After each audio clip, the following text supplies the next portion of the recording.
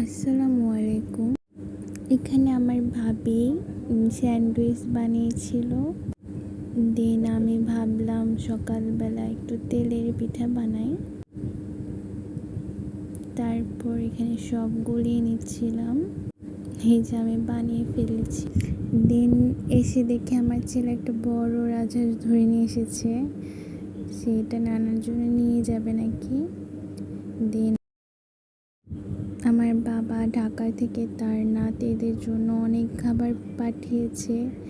আমার ছেলেরা তো এটা দেখে অনেক খুশি হয়েছে আর বলতেছিল, নানা কত ভালো কত ভালো, নানাকে থ্যাংক ইউ দাও।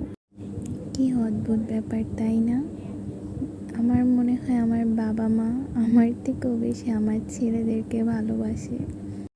আসলে নানা নানু দাদা দাদু তাদের ভালোবাসাটাই অন্যরকম, সেটার কোনো তুলনা হয় না।